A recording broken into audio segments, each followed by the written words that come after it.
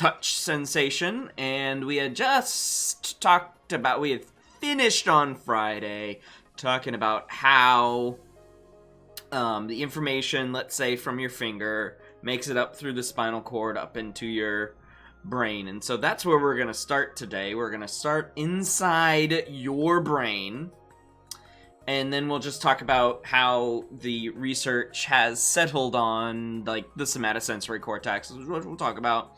We'll talk about a human study and a monkey study, and how vibrations work, and then, how texture, how those, those Pacinian corpuscles work. There we go. There we go. So, everything that the light touches is your kingdom. No. Except for the shadowy place. Did Mufasa stutter? He didn't. He said, everything the light touches. What about the shadowy place? Does the light touch that, Simba? Come on, man. Everything that you touch, okay? Everything that you touch goes to a single place first. It's called the somatosensory cortex, and it has to do with the fact that it's somato is body, sensory is all of the sense organs, right? And it's pretty much all of the things that we talked about on Friday, right? And so it's the cortex. There are two identical ones on either side of the brain, and that's because your body's lateralized, so anything that happens on the right goes to the left, and anything that happens on the left goes to the right, right? So, we have two of them, okay? And there are two areas that I specifically want to talk about. The one area is, go away. The one area is S1, which you may have seen in some of the stuff, and then S2. So S1 is the primary receiving area, and S2 is the secondary receiving area, hence for the 1 and the 2, right? And these are just posterior to the central sulcus, okay, in the parietal lobe. So they are the anterior region of the parietal lobe, but just posterior to, I'm going to go ahead and throw up the brain here, posterior to the,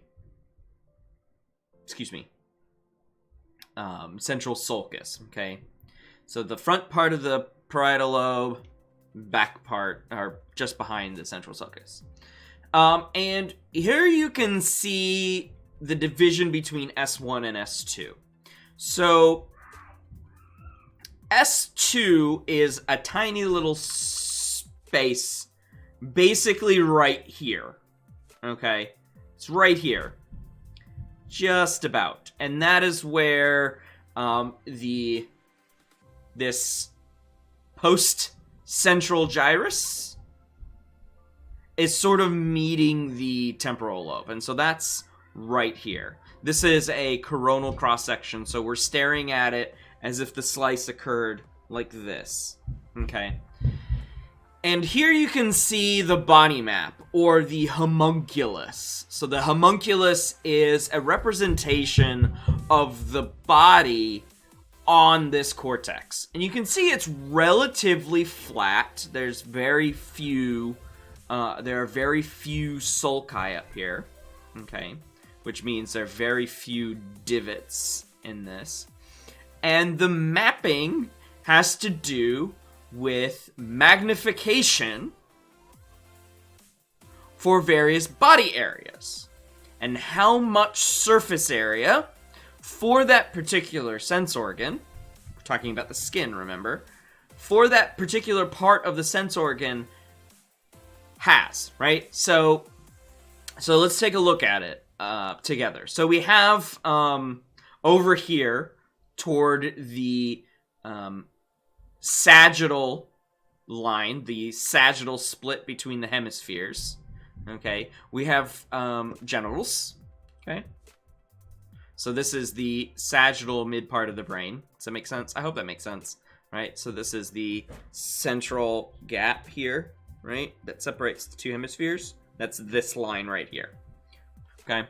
And so we have our genitals, and then we have our feet, and you can see that as far as magnification goes on this homunculus, we have more surface area, more neurons that receive input from our big toe versus our pinky toe. And we have a lot of surface area for the sole of our foot. That's essentially why this is elongated.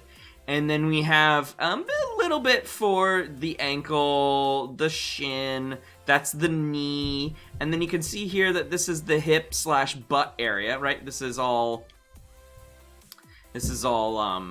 the words associated with this. And then you have a very small section for like just the entire body almost, and then everything else is magnified from there. Because look at what happens to our hands, right? We go shoulder, arm, elbow, forearm, wrist, hand, and then we have areas that are just for our fingers on both sides, right? So if we duplicated this, it'll be mirrored on the this is the right hemisphere, and so this would be duplicated over here on the left hemisphere, right? So we have that for all of our fingers and our hands, like huge, right? Huge. And then when we get to the face, it's even more apparent how cortical magnification works, because the homunculus has a lot of surface area devoted to things that we use to feel, okay? And so we don't have a lot for our eyes. Our eyes do another thing, right? They're not there for feeling, okay? We don't have a lot for our ears because they're not for feeling, although we can feel things that happen on our ears, which is, you know, depending on if you like long hair or not, good or bad. But we have a lot of surface area for our lips, our tongue, our jaw, the pharynx, our throat, right? That from about here to here is this area, or I should say this area, right? That's a lot of surface. That's almost half. It's almost half of the entire somatosensory cortex is devoted to just this, and most of it is just this. Because we use our mouth to feel a lot of things. Our mouth has a lot of touch sensors in it. A lot of Merkel receptors. A lot of Pacinian corpuscles. A lot of Merkel corpuscles. Meissner corpuscles. As I feel a errant beard hair going in my mouth. That's, that happens frequently. And a lot of Ruffini, cylinders. Okay, there's a lot of information that happens right here, and you get a lot of stuff for your tongue and your pharynx because, you know, you swallow stuff, right? And so you want to make sure that your epiglottis falls over your larynx so you don't put food or water down your throat, right? So you need that flap. So we have a lot of surface area devoted to a very small chunk of our bodies, okay? And then down here, just above S2, is our intra-abdominal, so being able to feel our stomach distended.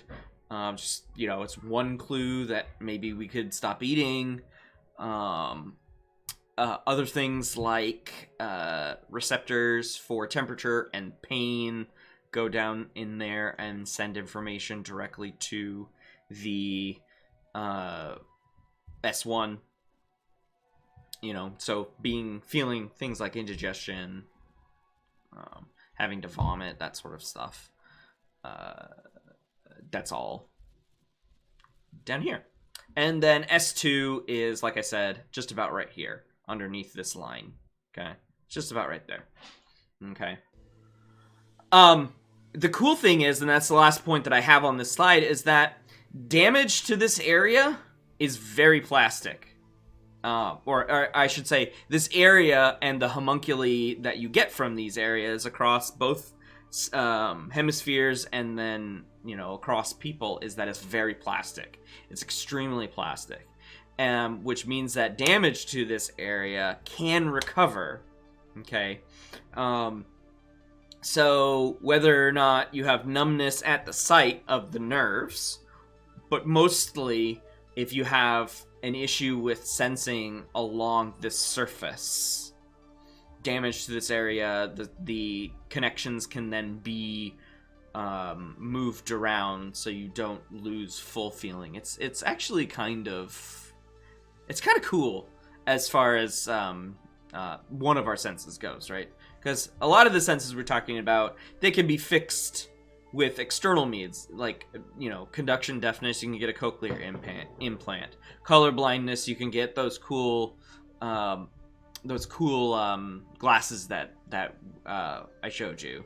But for touch, there's really nothing that you can do to quote unquote fix touch deficits, touch sensation deficits. And that's fine, because a lot of times it almost fixes itself. I don't want to say it's 100% fixed, but it does tend to fix itself. Okay. All right, so let's now move into where these receptors that we talked about on Friday then help us out here in the brain. So we're going to talk about two studies, like I said, one with humans and one with monkeys.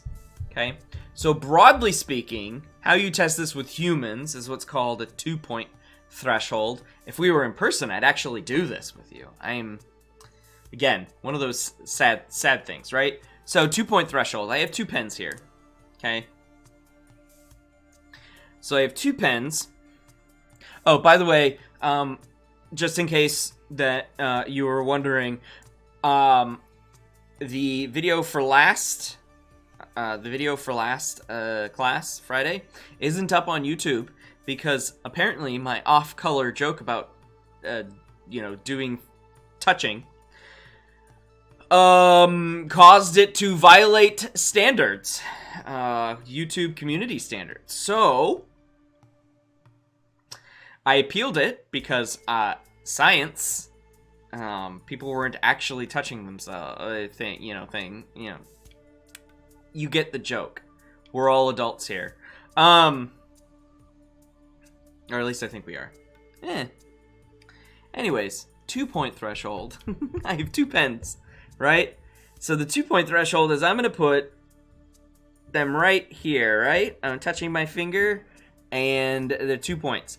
They are far enough apart, even though they are about maybe, I would say, about a half an inch apart. I don't know if you can tell. I can bring it up there.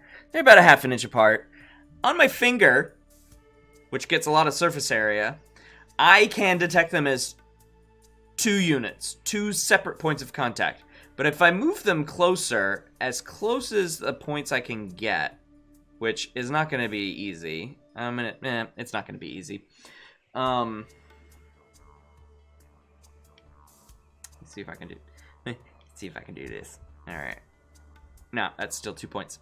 But imagine if I put these 2 things, or even if I click them and I got the pointy bits, right? The pen bits, and I pushed them really close together, and then I touched a person's skin.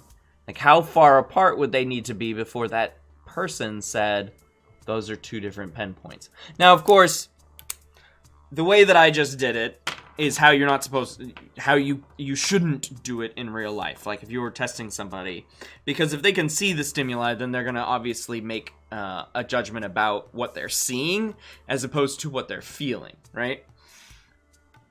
So you need to do this like with their hand behind a grate or something like that, just to make sure that, you know, you don't include another sense in that, our best one, right? Another way that you can do this, and again, the study on humans I'm going to show you an image of in just a second, is grating acuity. Okay, so you put a grooved stimulus. I have a grooved stimulus here. It's the the pens are really useful these days. It's got a groove on it, right? Because it's supposed to make it feel better when you're writing. But this, obviously, I don't know who said to them, you know what they want? You know what they want to make their fingers feel better when they're writing? Hard grooves. Yes, it's for grip, but honestly, it's the best thing for comfort. No. Anyways, it's grooved, which is helpful for this demonstration. So you place it on the skin, okay? And without moving it, which is what I'm doing a bad job of, without moving it, you see whether or not the person can determine the shape and orientation of the grading, okay? So we can do that with this pen. I use the my metal pencil holder with the grading in it on Friday. There's a couple of things. Generally speaking, the grading is something that is smaller and handheld. It's quite easy. And then the final thing is you can do raised pattern identification. And so if I put my hands down on a piece of Braille writing, right? It's just a bunch of raised dots to me because I don't read Braille. Okay? But a blind person can read Braille because they have that acuity in their fingers and then raising dots. Okay, this is actually the letters in Braille, A through Z in Braille. Okay, so you can see how then messages are put together. I don't know Braille beyond that, so any questions about Braille is best left to Wikipedia or Google or something like that. But you can give people this set of materials and say, you know, the first one is A, you know, these 6 dots in the orientation. The first one is A, and then this is how you do B, C, and all the way down to Z, right? All of those combinations of raised dots, right? And then you ask the person, what's the smallest unit of raised dots that you can remember, okay, or you can identify. So those are the 3 ways to measure somebody's tactile acuity, okay. And so this is where I was talking about. So this is the kind of this is the study that was done on humans, okay, and specifically our fingers. High density of Merkel receptors, which are the ones that are very close to the surface, right? And they measure immediate pressure, okay? And so this is a mapping of the activity in somatosensory area 1, so the primary receiving area for the somatosensory cortex, and the tactile acuity, and this is in millimeters. So these are very small pieces of stimuli, right? And so this is your 2-point threshold, right? 2 points next to each other. Is it 1 point or 2? Obviously, the person can't see that. It's like, is this 1 point or 2? I don't know. And then this would be a grating. This would be the grading identification, right? Is the grading vertical or horizontal relative to your vantage point, right? And so you can see here that the fingertip has very little surface area, has a lot of surface area, sorry, that's how you read it. Has a lot of surface area relative to its tactile acuity, right? And then here's base of finger. So instead of here, oops, I should bring it up here. Instead of here, base of finger would be here or underneath where it meets the palm. So either side, right? And then we have palm, right? Which is surface receptor spacing. Okay, so how far apart they are, which means that our acuity is much smaller. So this graph is showing you that the density of spacing, so the density, the larger the density, the more tightly packed they are, the better we are of detecting the minutest of differences. The closer these 2 points can be, the regardless of orientation of this one, we're accurate with it, right? But on our palm, the story is different. Less dense receptors. We need more space between the 2-point threshold or the gratings. We need more space between these gratings, okay? And determining their orientation. And it's fairly linear on your hands, and when you get to your wrist, it increases more so, right? And then we could compare, like, from the base of our forearm at the elbow all the way up to the hand, so we can do that, and then we can compare that to, like, the side of our abdomen, right?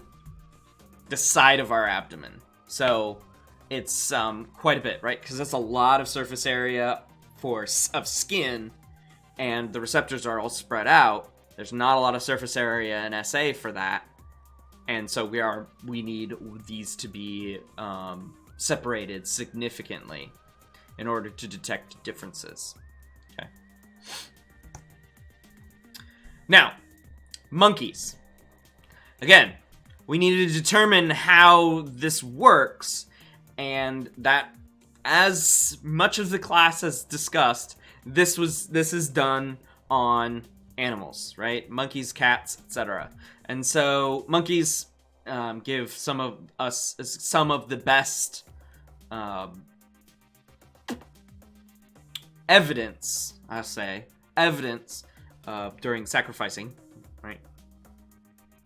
So, not done on humans, okay, because this is fairly invasive, but this particular study, they had,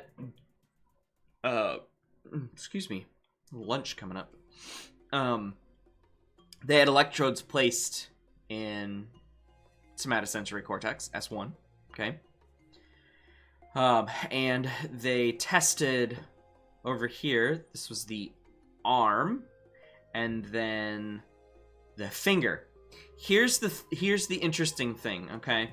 So A, B, C, and D tells you where they were testing on the arm and finger. And what you will notice here is the 2 points that reflect activation, okay? That reflect activation. So you can see these 2 dots overlap on the arm, and you can see how these ovals, which represent receptive fields, overlap on the arm. Okay, so if I stick a point here and stick a point here, as shown in figure C here, you can see that there's quite a bit of overlap because all of these ovals overlap. And it's essentially you would see the same thing on the top of the hand, okay? But you can see that there's no, if any, overlap for any 2 points on the tops of the fingers. And this then translates to S1, or SA1, where these 2 dots are separate, okay?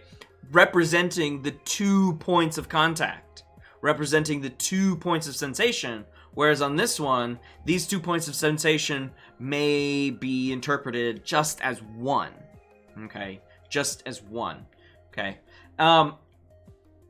Now, this is the male body, and I believe this is male,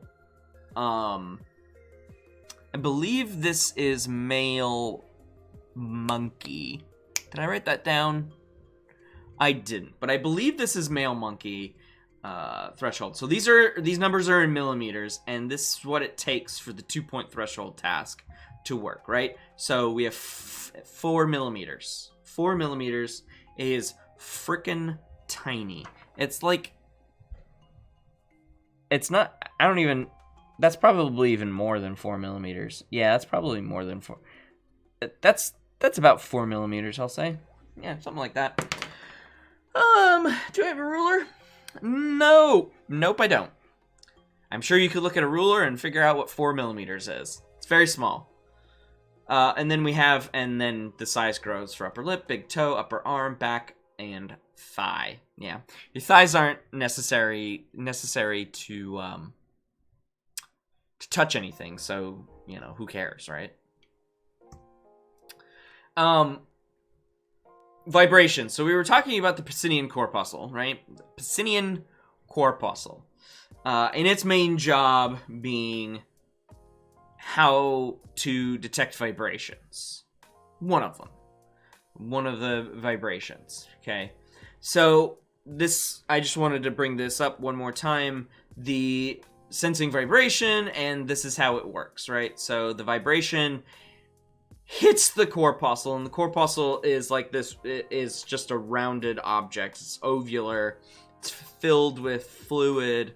Okay, and that vibration is copied through this medium to the fiber of the sensory neuron. Okay, and that vibration then triggers when to transmit data.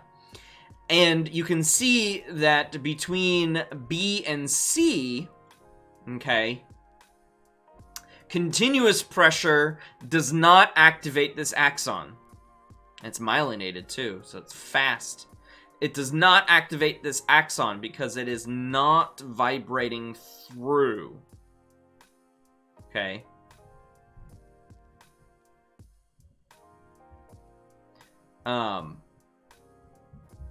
If you push at A and then push at B, that's when you would get activation.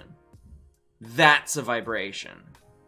Okay, so a continuous vibration over here turns this axon on. Continuous pressure, Pacinian corpuscles aren't active. But if you push at A and then push at B, which is technically a vibration, because we can't actually push at A and then push at B. This is cells, so it's very small, right? Basically, very small. But that's how a vibration works, right? A vibration hits the edge, and then at some frequency later, it hits where B is. Hits the edge, and then at some frequency later, hits B. Hits the edge, and then some frequency later, it hits B. That's a vibration, right? As opposed to constant pressure on the point of contact A, which isn't vibrations. Okay. And then the last thing I wanted to share with you, wow, we breezed right through that. Is cats and surface texture. So cats all the way back in 1925 determined that the Merkel receptors, as well as Pacinian corpuscles, respond to texture. But texture is technically based on two distinct cues. Okay. One of those cues is size, shape, and distribution of surface elements. So again, I shall compare to you a piece of paper on my notepad. I can feel some texture on that, right? And you might be able to feel texture on paper that's nearby. Okay. That might be a case, right? It has some texture, but the texture is mostly smooth, and that's because the size, shape, and distribution of surface elements is fairly uniform on a piece of paper. Every once in a while, I'll feel a slight difference in the amount of pulp in a particular part of a page. Now, if you've ever done that, if you've ever thought to yourself, can I feel the different parts of pulp on a page? Alliteration. Look it up. Anyways. Compare that to, again, the grip on my pen, and we have the, let's see, what shape are they? They're like raised thin ovals, right? And so if I put my finger across that, I can see the raised thin ovals, and so the texture feels rougher than the paper. Than paper, okay? And the other distinct quality to texture is temporal, okay? It's time-based. How quickly are you moving your finger or other, am I moving my head on my forehead, right? How quickly am I moving it? Am I moving it slowly? Am I moving it quickly? Okay. So that's how texture is produced. And that's how texture is perceived. The actual physical properties of it, of the surface, and then how quickly those surface properties are traversed by your skin, your touch organ, right? So yeah, that is going to be it for Cutaneous Senses. I cut a ton. And I cut too much. But we're not done, because there is a lot of pain. So we are actually going to start pain. Okay? Lest you think that this is all fun and games. Of course not. Why would this be fun and games? It's all pain. It's related. So, just give me moments of your time, please. All right. Pain. No pain, no gain. Any questions about Cutaneous Senses before we switch gears?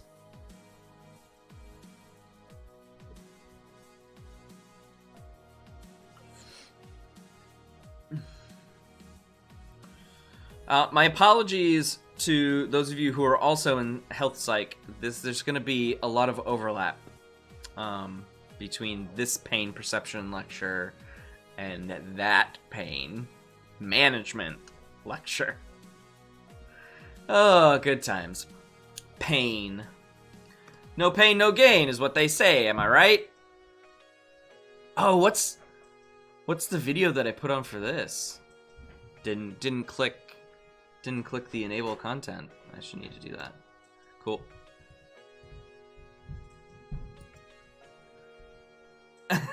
Oh yeah, it was Fail Army. Oh man. I wonder if they will get mad at me. But you know what? Let's just watch it. It's 6 minutes. You know what? You're welcome. Happy Monday.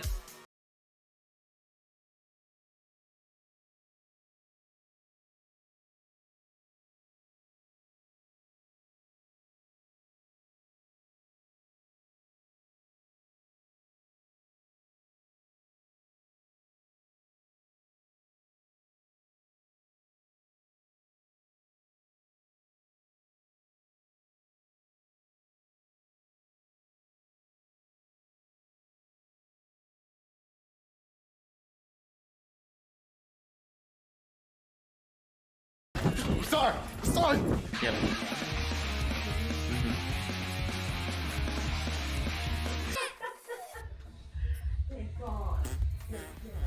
You're using your arms for support, but not to struggle against the pulse.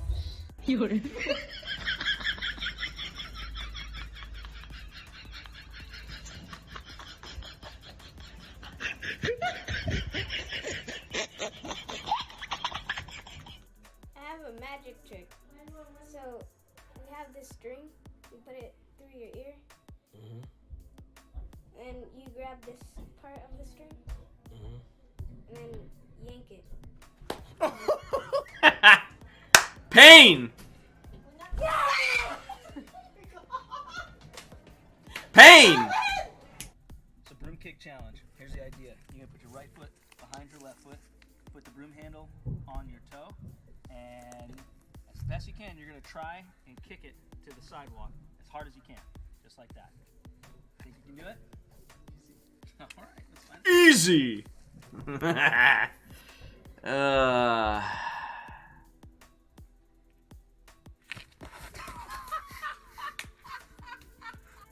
Pain. Ah! Wow, stop man, wat doe je nu? Pain. Fake pain. Zo. Ah! Oh. Wat blieft?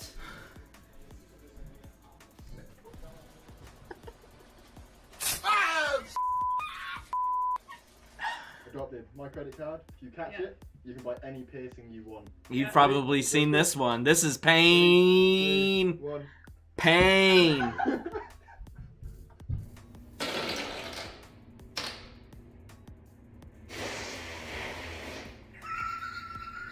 You check.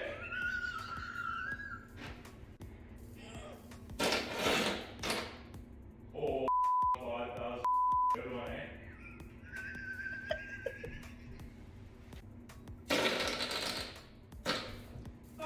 Nice, dude. Check this one out.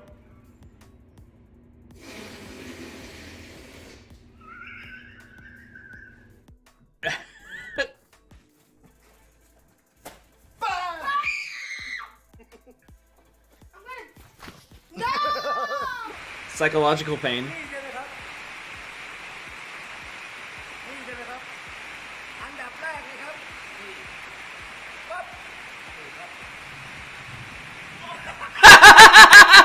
Oh, it's so good. That's how you get out of a rear naked choke. You just light the guy on fire.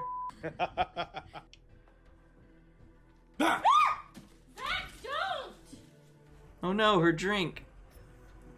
So that's out front of a Home Depot. Oh. That's social pain right there.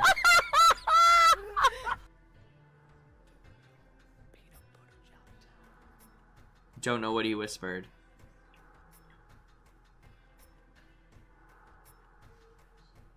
It's peanut butter jelly time! Peanut butter jelly time! Peanut butter jelly time! Peanut butter jelly time! There you at! There you at! There you are! There you are! It's peanut butter jelly time! That's a throwback right there. Okay, Joaquin, if you catch the car, we'll give you $20. 10. Okay, $10. Ready? 1, 2, 3. Ooh, goodness. No!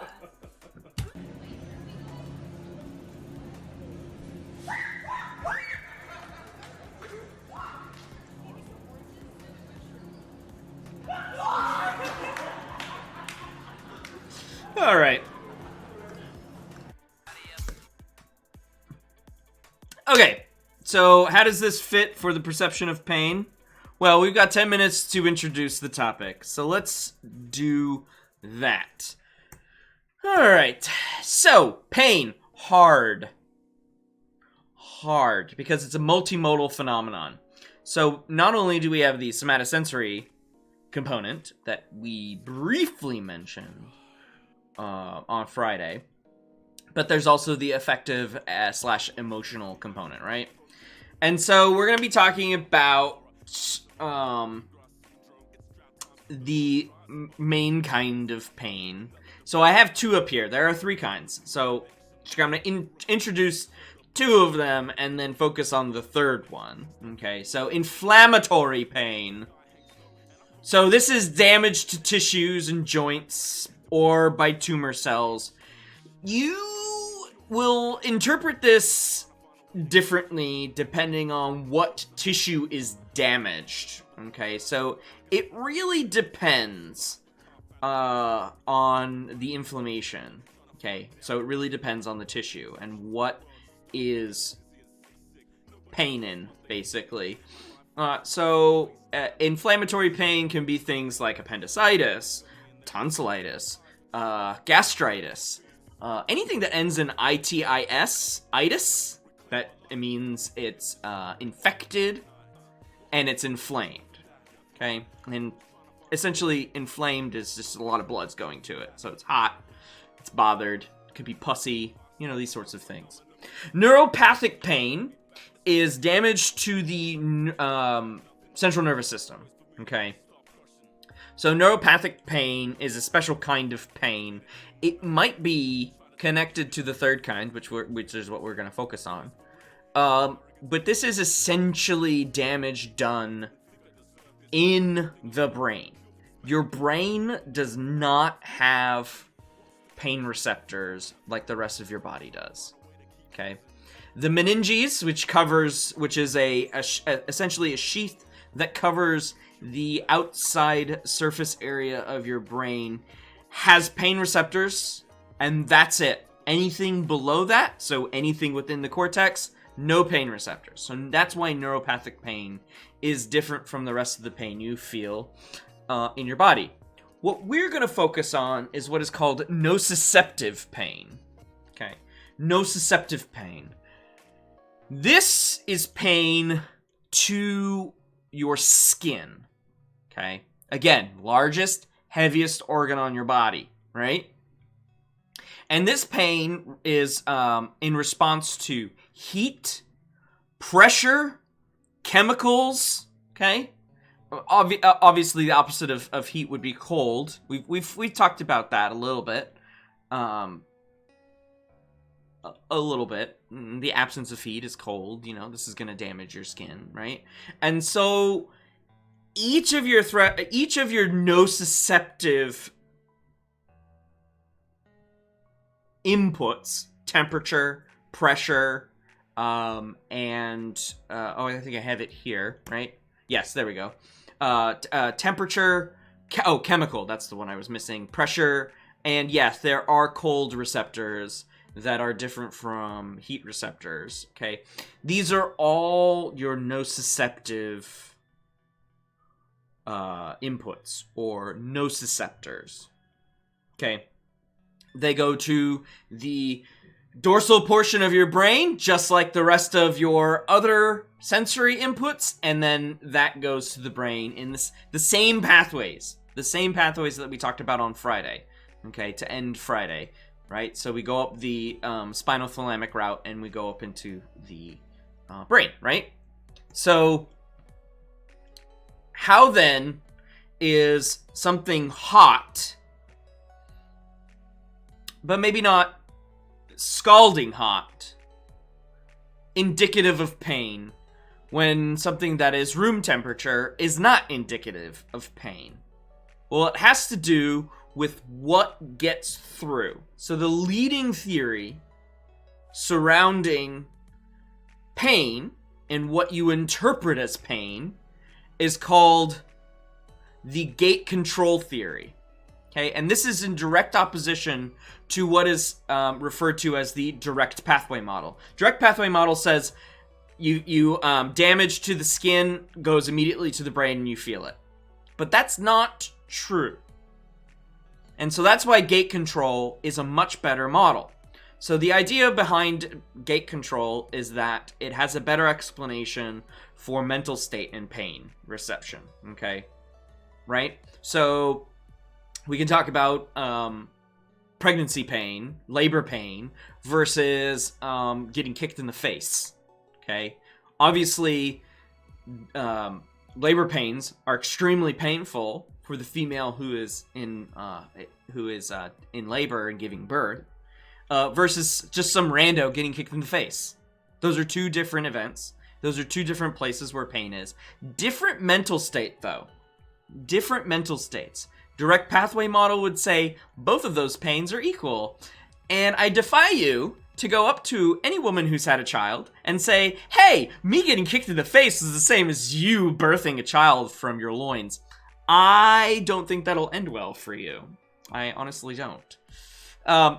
Pain can occur when there's no stimulation of the skin.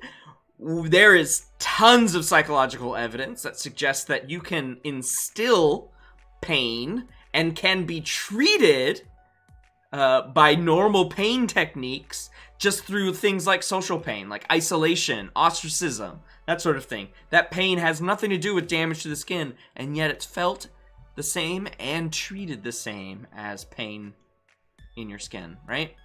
Attention.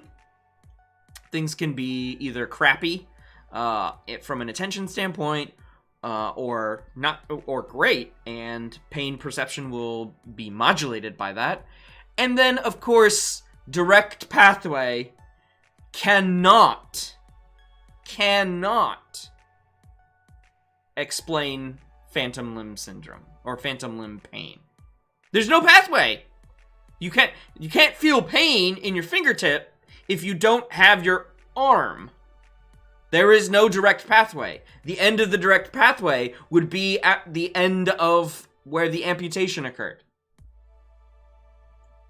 So these 4 things really blow a kind of direct pathway model out the window and leads to a much better explanation of a gate control theory or a gate control model.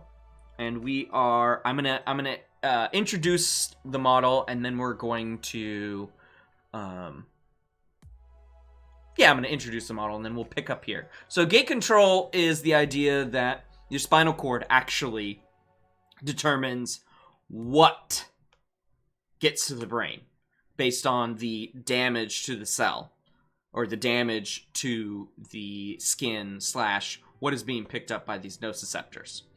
Okay, and you can see that from this model we have an inhibitory process and an excitatory process. And on Wednesday we'll talk about that, those processes, and we'll pick back up with gate control. So we are going to end there.